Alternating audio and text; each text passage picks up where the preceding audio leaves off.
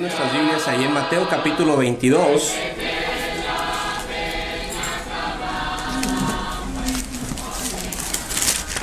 Mateo capítulo 22. Vamos a estar leyendo ahí del versículo 34 al 40, hermanos.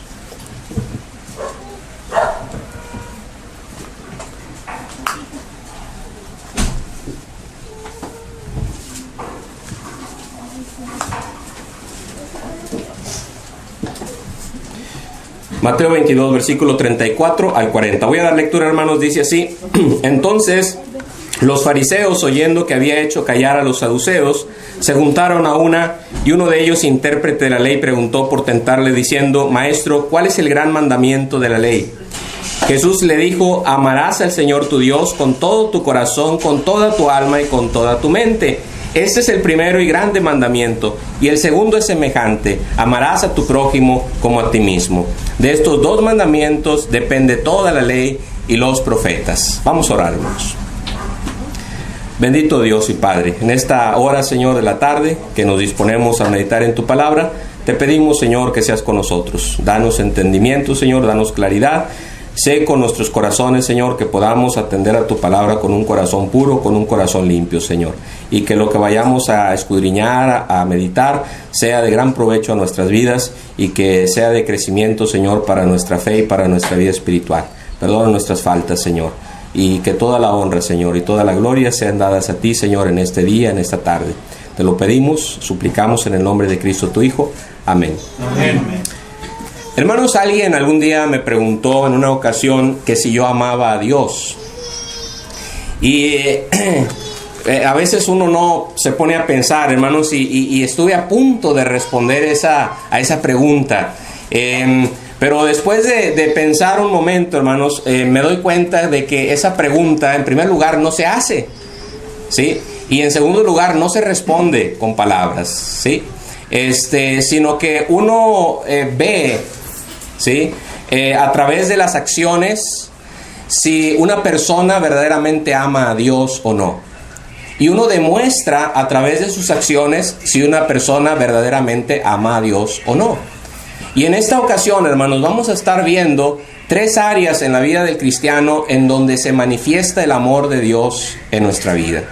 Entonces, vamos a ver tres áreas donde se manifiesta el amor de Dios en nuestra vida. Y al observar, hermanos, al observar esto, vámonos nosotros a tratar de aplicar esto a nuestras vidas. Vamos a tratar de hacer conciencia en nuestras propias vidas, hermanos, y ver y analizar si estamos nosotros ejerciendo, hermanos, en nuestra vida este valor tan primordial, tan fundamental y tan importante como es el amor, hermanos. En primer lugar, quiero que vayamos, por favor, ahí al Evangelio de Juan, capítulo 14 y versículo 15. Juan, capítulo 14 y versículo 15. Dice el Señor en este breve pasaje, hermanos, dice: si me amáis, guardad mis mandamientos. En Juan 14:21 dice, más abajito dice, el que tiene mis mandamientos y los guarda, ese es el que me ama. Y el que me ama será amado por mi Padre, y yo le amaré y me manifestaré a él. En Primera de Juan capítulo 5 versículo 2 dice, en esto conocemos que amamos a los hijos de Dios, cuando amamos a Dios y guardamos sus mandamientos. Entonces, el amor, hermanos, en una persona, en un cristiano, se manifiesta a través de la obediencia a los mandamientos de Dios. Fíjense nada más, hermanos. En la obediencia a los mandamientos de Dios uno puede observar si una persona ama a Dios o no. ¿Qué tan obediente somos a los mandamientos de Dios? Fíjense por qué, hermanos. Vamos a ver allá en Romanos capítulo 13, versículo 8 en adelante. ¿Por qué en la obediencia a los mandatos de Dios se manifiesta el amor? Romanos capítulo 13, verso 8 al 10. Dice así. Dice, no debáis a nadie nada, sino el amaros unos a otros, porque el que ama al prójimo ha cumplido la ley.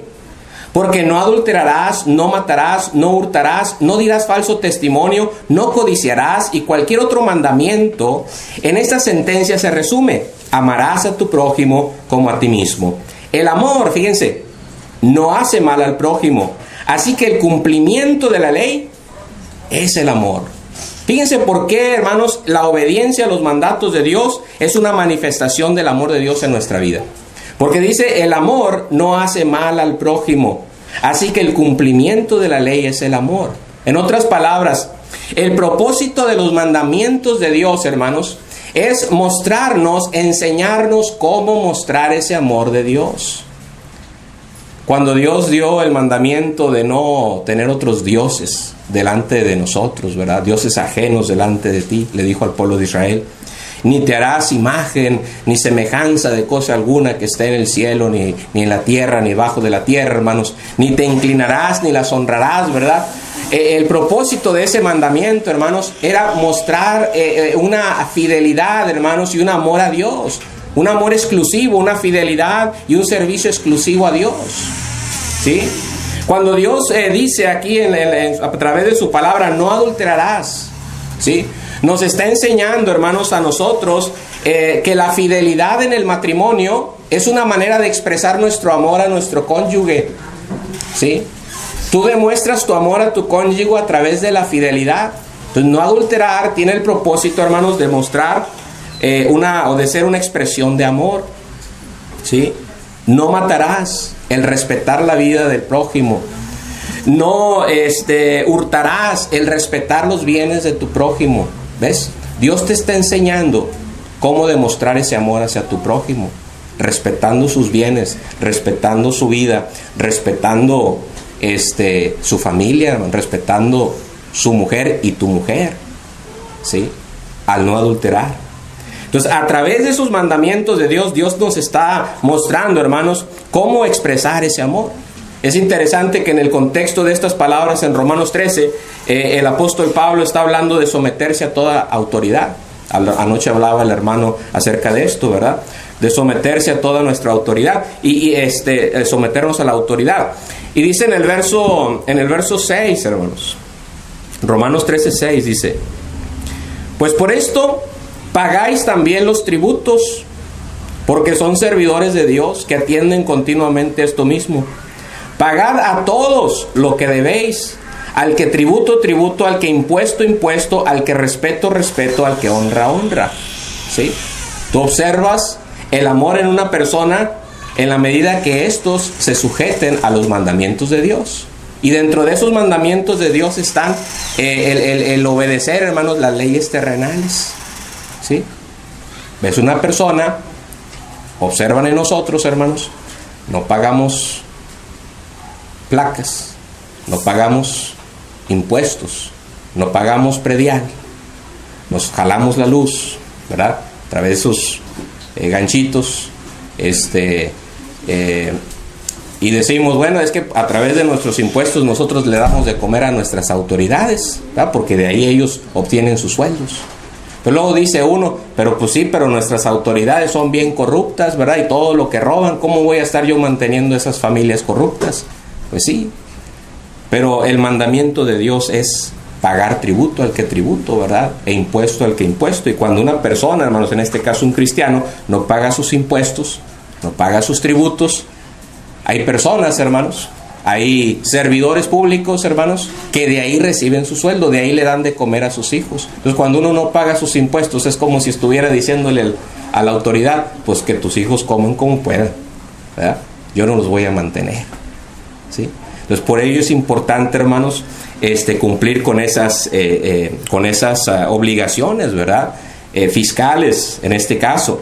Entonces, someternos a esos mandamientos, hermanos, es una manera de demostrar nuestro amor, ¿sí? Estás demostrando tu amor a Dios. Bien, otra de las áreas donde se manifiesta nuestro amor, hermanos, es en nuestro servicio a Dios. Para esto quiero que vayamos a Lucas capítulo 7, verso 36 en adelante.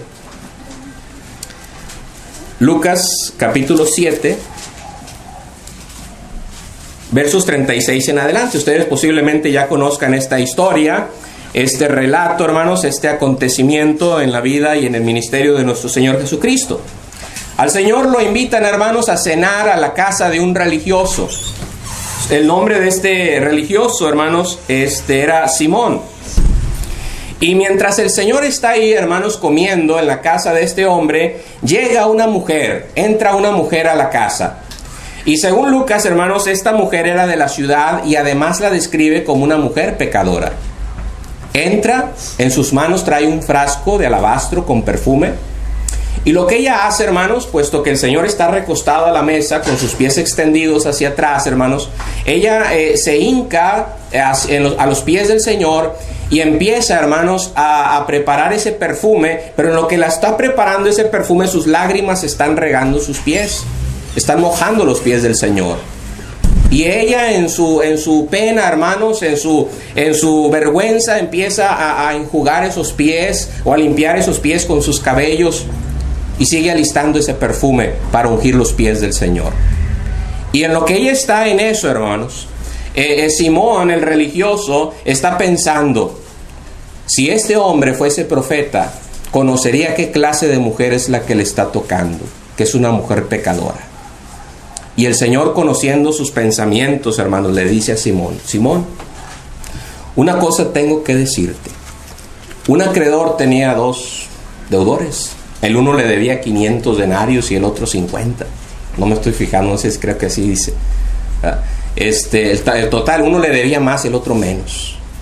Y como ninguno tenía con qué pagar, dice, perdonó a los 2. Ahora, Simón, dime, ¿quién de los 2 le amará más?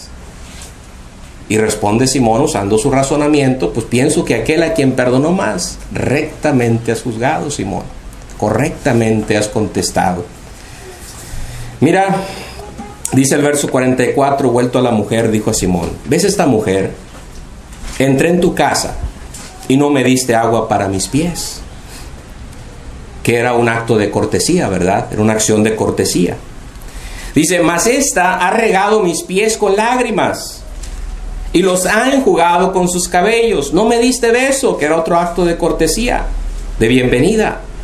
Mas esta, desde que entré, no ha cesado de besar mis pies. No ungiste mi cabeza con aceite, mas esta ha ungido con perfume mis pies. Por lo cual te digo que sus muchos pecados le son perdonados, porque amó mucho. Mas aquel a quien se le perdona poco, poco ama. Sí, qué expresión, hermanos. Ahora, en el caso de esta mujer, hermanos, en la acción que esta mujer lleva a cabo, en este servicio que ella lleva a cabo, quiero resaltar 4 actitudes, ¿sí? 4 actitudes que esta mujer tiene al llevar a cabo este servicio. Y hermanos, quiero decirles que el amor se manifiesta, hermanos, no necesariamente en el servicio que llevamos a Dios o que rendimos a Dios, sino en la actitud con la que nosotros servimos a Dios. Porque delante de Dios, hermanos, no solamente cuentan los hechos y las obras, sino la actitud con la que nosotros hacemos y llevamos a cabo el servicio a nuestro Dios. Dijo el apóstol Pablo, ¿y si entregase mi cuerpo para ser quemado? ¿Y si vendiese mis bienes para dar de comer a los pobres, pero no tengo amor, de nada me sirve? Entonces, la actitud con la que uno lleva a cabo, hermanos, el servicio a Dios es lo que cuenta delante de Dios también. No solamente el servicio, sino la actitud con la que uno sirve. Y en esta ocasión, hermanos, vemos a esta mujer motivada en llevar a cabo este servicio, hermanos. Y uno se pone a pensar, ¿qué es lo que motivó a esta mujer a venir a la casa de este hombre religioso? No era un hecho, hermanos, pequeño lo que esta mujer hizo. Porque esta mujer se estaba exponiendo a la crítica, se estaba exponiendo al señalamiento, se estaba exponiendo, hermanos, a ser ridiculizada, a ser juzgada por estos religiosos. Yo me imagino que esa casa estaba lleno de religiosos, compañeros de Simón. Y a esta mujer no le importó, hermanos. No le importó, hermanos, venir a esa hora e interrumpir esa cena para llevar a cabo este servicio. ¿Por qué? ¿Qué es lo que la motivó? Y uno se pone a pensar en esto, hermanos, y creo que una de las motivaciones que esta mujer tuvo fue la gratitud. Porque amó mucho, dice el Señor. Amó, tiempo pasado. Amó mucho. ¿Sí? Yo no sé si, hermanos, ella habrá escuchado algún mensaje por parte del Señor, alguna predicación, y ese mensaje que ella escuchó durante el día llegó a su corazón, la motivó, le dio algo, hermanos, en su vida, ¿sí? La motivó a hacer algo. No sabemos si fue un milagro que el Señor realizó en la vida de esta mujer, o a lo mejor en la sanidad de algún familiar de ella. El caso es que muy probablemente, motivada por esa gratitud, viene, hermanos, a corresponderle al Señor. ¿Qué es la gratitud, hermanos? Bueno, la gratitud, según el Salmo capítulo 103, versículo 1 en adelante, básicamente es tener presente los favores y las bendiciones recibidas por parte de Dios. Bendice, alma mía, Jehová, dice el salmista. Bendiga todo mi ser su santo nombre. Bendice, alma mía, Jehová, y no olvides ninguno de sus beneficios.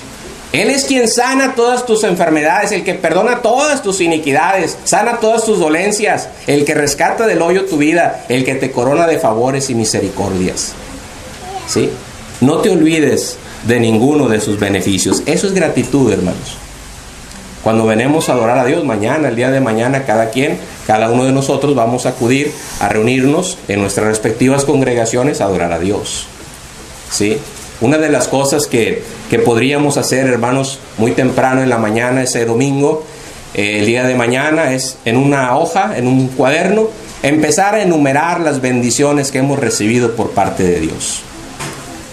Y entonces empiece a enumerar cada una de las bendiciones que usted ha recibido de parte de Dios. Y va a empezar con las cosas más sencillas. Bueno, me desperté. Gracias a Dios, tengo vida. Estoy respirando. Mis pulmones funcionan bien. Me levanté de una cama, gracias a Dios por ese colchón, ¿verdad? Y esa cama. Mi esposa se levantó al lado mío y con bien, ahí está otra bendición. Puedo ponerme de pie de esa cama, caminar hacia la cocina y tomar un almuerzo, pues ahí van varias bendiciones ya. Y empieza a enumerar cada una de ellas, hermanos. Y se va a dar cuenta que esa hojita, hermanos, de esa cuaderno no va a ser suficiente. Y va a tener muchos motivos para venir a presentarse el día de mañana y cantar, como dice el salmista, con regocijo. Cantar con acción de gracias, con gratitud, hermanos, por las bendiciones que hemos recibido. ¿Sí? Esa es la actitud del servicio, hermanos. ¿Por qué servimos? ¿Qué nos motiva a servir? La gratitud. ¿Qué es lo que Dios ha hecho en tu vida? ¿Sí? Acuérdate que decía el salmista, Él es quien perdona todas tus iniquidades. El día de mañana va a venir la hermana... ¿cómo se llama la nueva hermana? Gaby, ¿verdad? Va a venir mañana Gaby bien gozosa y bien contenta porque el Señor le acaba de perdonar todos sus pecados. Y cada uno de nosotros que somos cristianos vamos a venir igual de contentos porque habremos de recordar lo que el Señor Jesucristo hizo por nosotros en la cruz del Calvario hace ya casi 2000 años atrás, ¿verdad? Contentos, hermanos, agradecidos con Dios por esas bendiciones. Número 2, esta mujer, hermanos, llevó a cabo un servicio con mucha humildad. Con mucha humildad. Fíjense, noten ustedes que esta mujer no ungió la cabeza del Señor. Se dice que lavó sus pies con sus lágrimas y los enjugó con sus cabellos y ungió esos pies con su perfume. No se separó de sus pies. No fue la cabeza, fue sus pies. Y se dice, hermanos, que de acuerdo a las costumbres de la época, la labor de esa acción de lavar los pies la llevaban a cabo los esclavos de una casa. Y aún dentro de los esclavos había ciertos niveles, y el esclavo de más bajo nivel es el que se encargaba de lavar los pies de los visitantes, de aquellas personas que visitaban la casa. Ese es el trabajo que estaba haciendo esta mujer, ¿sí? Contrario a Simón, que ni siquiera le ofrece agua al Señor, esta mujer estaba lavando los pies del Señor Jesucristo, llevando a cabo, hermanos, una labor con mucha humildad, ¿sí? Esa es la actitud de servicio, hermanos. Servir con humildad. ¿Sí? Servir con humildad. Cuando vemos a un hermano o una hermana en la iglesia enojados, de mal humor, mal encarados, sirviendo la comida, mal encarados, murmurando, quejándose, llevando a cabo un servicio, sí, pero con murmuraciones, ¿sí? Todo eso, hermanos, es contrario a la humildad. Cuando usted ve a un hermano que, sin importar su nivel educativo, socioeconómico, sin importar sus años en el cristianismo, su conocimiento, la labor que desempeña en la iglesia, es capaz de tomar una escoba, ponerse a barrer, es capaz de quedarse al finalizar el servicio, levantar bancas y andar acomodando, sin quejarse, sin murmurar, sin criticar, sin hablar de otros hermanos que no lo hacen, sino con una actitud humilde, ¿sí? A esos hermanos hay que valorar. A esos hermanos hay que reconocer, y a esos hermanos hay que imitar, ¿sí? Esos hermanos humildes, que con humildad, hermanos, con sencillez, llevan a cabo la obra, repito, sin murmuraciones y sin contiendas. Esta mujer llevó a cabo un servicio, hermanos, con mucha generosidad, sirvió con mucha generosidad. Una persona amorosa es una persona desprendida de sus bienes. Esta mujer no lavó los pies del Señor con simple agua, no, lo regó con sus lágrimas. Esta mujer, hermanos, no enjugó sus pies con una toalla sucia, sino con sus propios cabellos. Esta mujer ungió, hermanos, los pies del Señor no con ninguna otra cosa, hermanos, sino con perfume. Y un perfume que, por muy sencillo que haya sido, por muy barato que haya sido, era costoso, ¿sí? Sí, no es de esos dijo un hermano en una ocasión, a ver, vamos a nombrar los perfumes de calidad. Iba a hablar de un tema relacionado a las aromas, y uno de ellos, un hermano, dijo, pues el Brut. El Brut es el Avon, son perfumes no tan finos, ¿verdad? Que se consiguen muy económicos. Bueno, en aquel entonces, hermanos, por muy económico que haya sido el perfume, era un elemento, hermanos, costoso, valioso. Y a esta mujer no le importó derramar ese frasco en los pies, sobre los pies del Señor. Esa es la generosidad. La generosidad, hermanos, quiero decir también, no se mide por la cantidad o lo costoso de aquello que das, sino por la disposición de tu corazón al dar lo que tienes. ¿Se acuerdan de aquella viuda, hermanos, pobre? En el templo, cuando Jesús está ahí sentado con sus discípulos, viendo a las personas echar en las arcas de las ofrendas ahí del templo judío. Y venían los ricos, dice la Escritura, y echaban grandes cantidades de dinero. Y de pronto llega una mujer viuda, hermanos, pobre, y echa 2 blancas, 2 moneditas insignificantes. Supongamos que eran 10 centavos o 20 centavos de los que dan ahorita de cambio en Soriana, que nadie quiere. Sí. Eso es lo que echa esa mujer viuda. Y el Señor dice, ven, esa mujer viuda que echó esas 2 blancas, bueno, ella echó más que todos esos ricos que echaron grandes cantidades. ¿Por qué? Dice, porque echó todo lo que tenía, todo su sustento. Era todo el sustento. Esa mujer no dio el diezmo, dio el 100% de lo que tenía. El 100%. El apóstol Pablo, hermanos, decía ahí a los Corintios, en 2 de Corintios 12:15, que estaba dispuesto a gastar lo suyo y a gastarse a sí mismo, aunque amando más, fuese amado menos.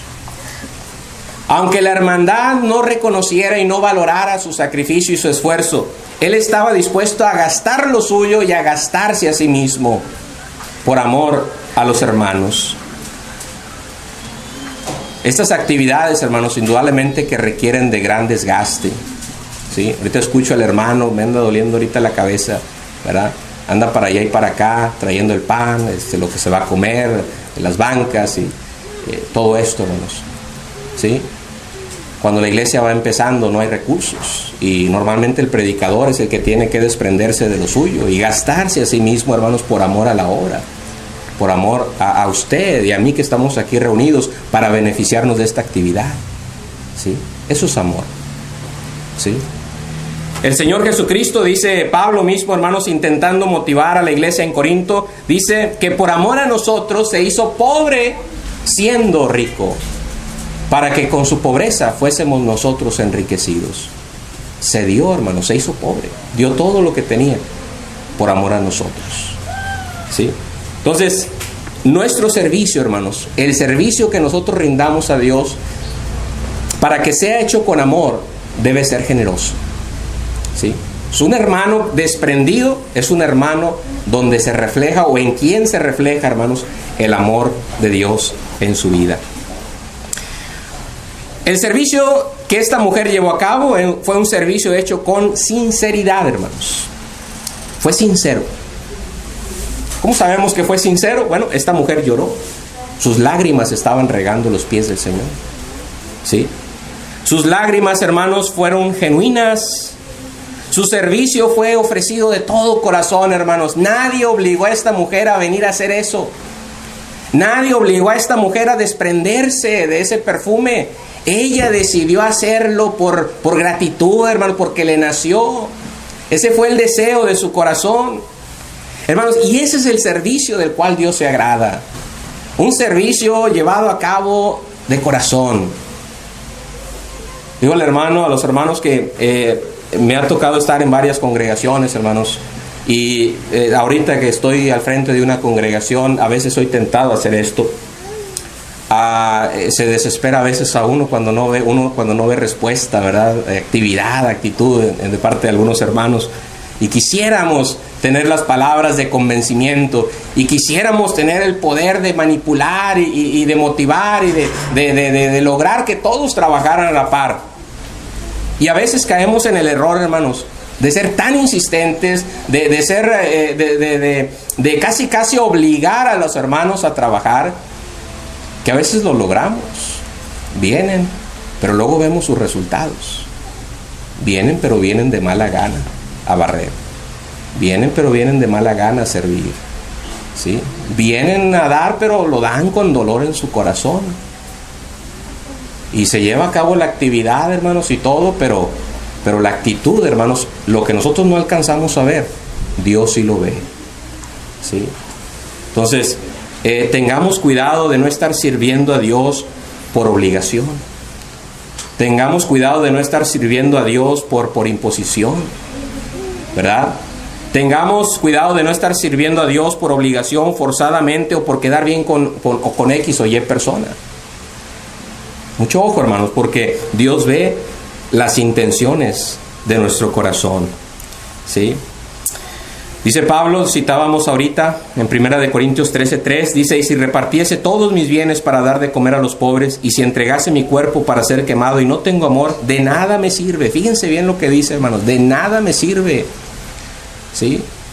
Podremos sacar adelante el proyecto, sí, pero delante de Dios eso no le sirve de nada. No muestra ningún crecimiento el que tú vengas a servir de mala gana. ¿Sí? En que tú vengas a hacer las cosas de mala gana, no muestra ningún crecimiento.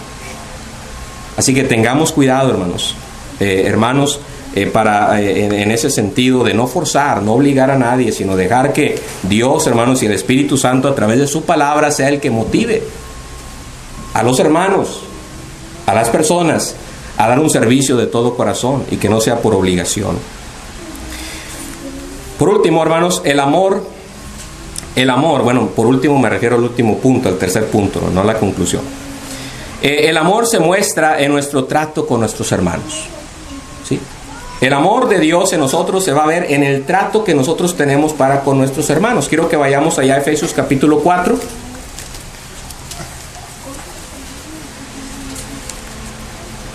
Y vamos a leer el verso 1 y 2. Dice el apóstol Pablo, Efesios 4, versos 1 y 2. Yo pues, preso en el Señor, os ruego que andéis como es digno de la vocación con que fuisteis llamados. Fíjense, con toda humildad y mansedumbre, soportándoos con paciencia los unos a los otros en amor. Hermanos, la paciencia que mostremos hacia unos con otros es una manera de mostrar nuestro amor. ¿Qué es la paciencia? La paciencia, hermanos, es la actitud del que sabe aguantar las adversidades con dominio propio. Es la actitud de aquel que ante la agresión sabe controlarse. Ante un agravio cometido contra él, sabe cómo responder adecuadamente, hermanos. ¿Sí? La paciencia es la respuesta positiva con la que nosotros reaccionamos ante los agravios, ante las dificultades y ante las ofensas cometidas contra nosotros. La respuesta positiva. No confundamos la paciencia con la pasividad, hermanos. En ocasiones creemos que cuando el Señor dijo que cuando dijo aquellas palabras de cuando te hieran una mejilla, pon también la otra, que eso significa pasividad, que no debes de hacer nada. No, hermanos. Poner la otra mejilla significa que cuando tu enemigo tiene hambre, le des de comer. Cuando tu enemigo tenga sed, le des de beber. Cuando tu enemigo tenga una necesidad, súplele esa necesidad. Pues haciendo esto, dijo Pablo, ascuas de fuego amontonará sobre su cabeza. O sea, vas a hacer que se avergüence, vas a hacer que se apene. Y vos no lo vas a hacer con esa intención, claro. Pero hermanos, una acción positiva como respuesta ante una acción negativa, hermanos, genera una actitud diferente en aquella persona que te agredió. ¿Sí? Entonces, paciencia, hermanos, es la respuesta positiva con la que nosotros reaccionamos ante los agravios. ¿Cómo vamos a responder, hermanos, ante ciertas actitudes que en ocasiones alguien comete contra nosotros? Hermanos, donde quiera va a haber problemas. En la familia, en el trabajo, en la iglesia, va a haber problemas. ¿Sí? Va a haber situaciones, hermanos, que nos van a desesperar. Hay chispitas, hermanos, hay acciones que nos impacientan, ¿verdad? Hay cosas, hermanos, que a veces no toleramos en ciertas personas. ¿Cómo podemos, hermanos, mostrar paciencia en esos casos? En primer lugar, identifica aquellas situaciones o actitudes que encienden tus ánimos. Identifícalas, sé honesto contigo, haz un análisis introspectivo. Fíjate, date cuenta, cuáles son esas cosas, esas actitudes que me molestan. Número 2, visualiza una manera positiva de reaccionar ante esas situaciones. Acuérdate que la paciencia es la actitud positiva con la que respondemos. Visualiza una manera positiva de reaccionar ante esas situaciones. ¿Cómo podría reaccionar positivamente ante una actitud que me hace enojar o mostrarme impaciente? ¿Sí? Recuerda, hermanos, que si bien es cierto, no puedes controlar lo que sucede a tu alrededor, sí puedes controlarte a ti mismo. Tú puedes controlarte a ti mismo. No puedes controlar que el hermano tenga ciertas actitudes, ¿sí? Pero tú sí puedes controlarte. Entonces visualízate, ¿cómo voy a responder el día o en el momento en que mi hermano lleve a cabo una acción que me encienda la impaciencia? ¿Cómo voy a reaccionar? ¿Sí? Y para esto, hermanos, vamos a imaginarnos una manera positiva de reaccionar. O sea, una manera diferente a la que normalmente con la que nosotros reaccionamos. Número 3. Recuerda, para ser pacientes, hermano, recuerda que alguien ha sido paciente contigo. Dios, hermanos, ha sido paciente contigo. Muy paciente ha sido con nosotros, hermanos. Porque ¿saben qué? A pesar de nuestras ofensas cometidas hacia Él, hermanos, ¿sí? Todos los días hace salir el sol sobre nosotros, sobre buenos y malos, dice la Escritura, sobre justos e injustos, ¿sí? A pesar, hermanos, de nuestras actitudes carnales, ante nuestras actitudes, hermanos, inmaduras, ante ofensas, hermanos, o pecados, Dios sigue siendo bueno, no nos deja sin el aire, no nos deja sin el sustento, no nos deja sin el abrigo, no nos deja, hermanos, sin esa salud para nosotros y los nuestros, ¿sí? Entonces, de la misma manera en que Dios ha sido paciente contigo, muestra paciencia a tu hermano. Recuerda que alguien ha sido paciente contigo y ese ha sido Dios. Número 4, valora la relación con tu hermano. ¿Sí? Acuérdense, motivos, hermanos, para ser pacientes. ¿Cómo ser pacientes? Valora la relación con tu hermano. Fíjense bien, hermanos.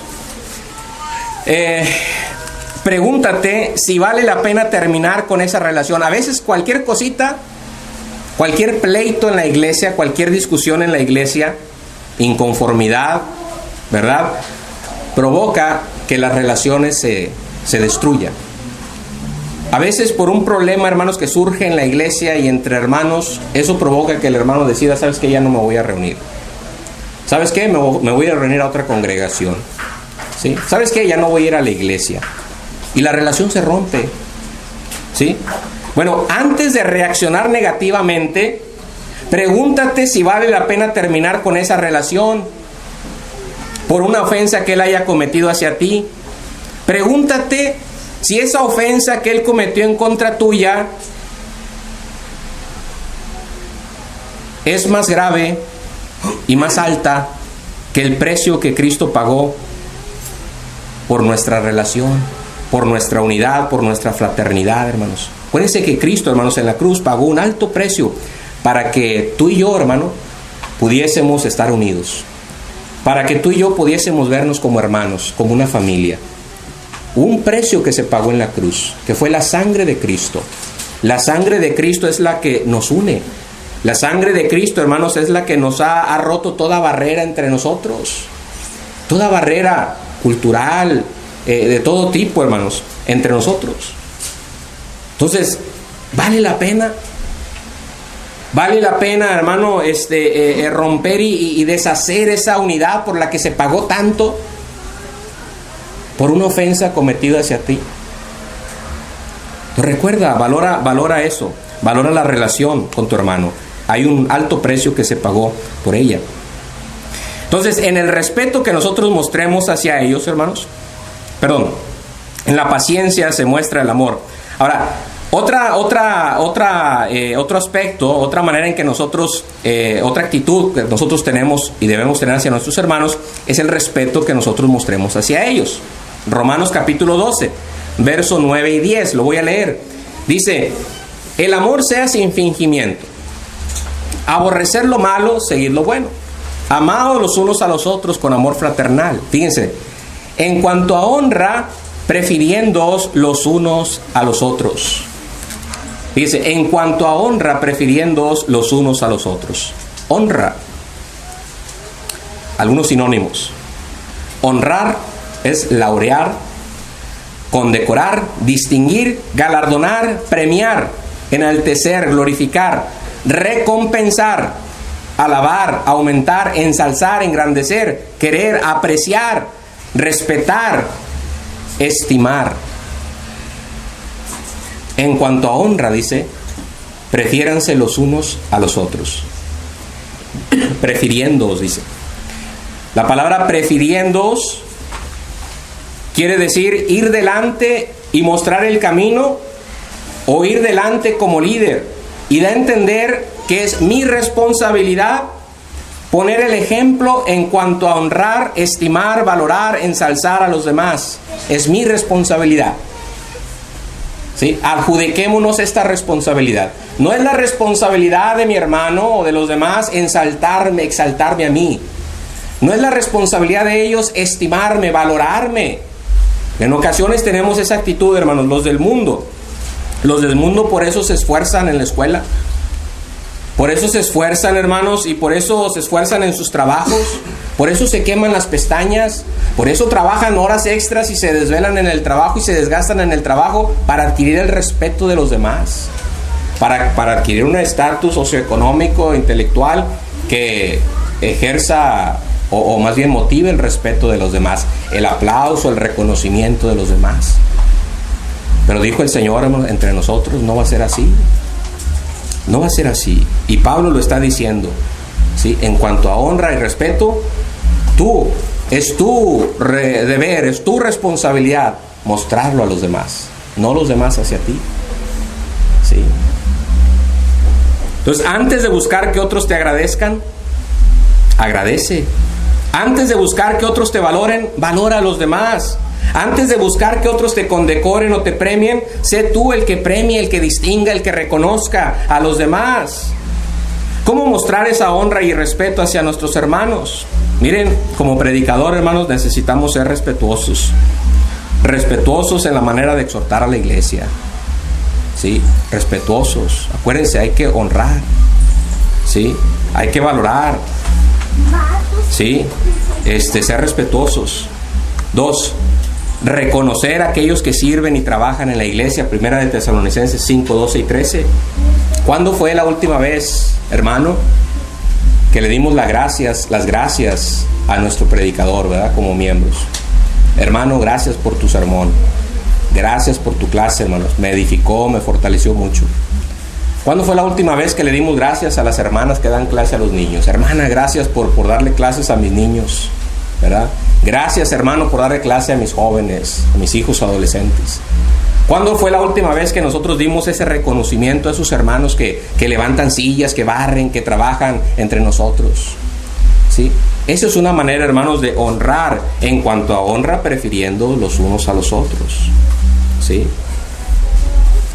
Respeto, hermanos, que mostremos hacia nuestros hermanos es una manera, hermanos, de amar. Pero también y finalmente, hermanos, en la caridad que muestres hacia tus hermanos en necesidad. Anoche hablaban nuestro hermano acerca de esto. La caridad, hermanos, es un sentimiento o una actitud que impulsa a interesarse por los demás, por las demás personas, y a querer ayudarlas, especialmente aquellas que están en una necesidad extrema. Eso es caridad. ¿Cómo se muestra esta caridad? Primera de Juan 3, 16 al 18 dice: en esto hemos conocido el amor en que Él puso su vida por nosotros. También nosotros debemos poner nuestras vidas por los hermanos. Pero el que tiene bienes de este mundo y ve a su hermano tener necesidad y cierra contra él su corazón, ¿cómo mora el amor de Dios en él? Hijitos míos, no amemos de palabra ni de lengua, sino de hecho y en verdad. ¿Sí? Hermanos, a un hermano que está en necesidad, no se limite usted, no nos limitemos nosotros, hermanos. No nos limitemos en decir, hermano, voy a estar orando por ti. ¿Sí? Hermano, vas a ver que Dios va a proveer, mira, no te desanimes, Dios te bendiga, ahí nos vemos mañana, ¿verdad?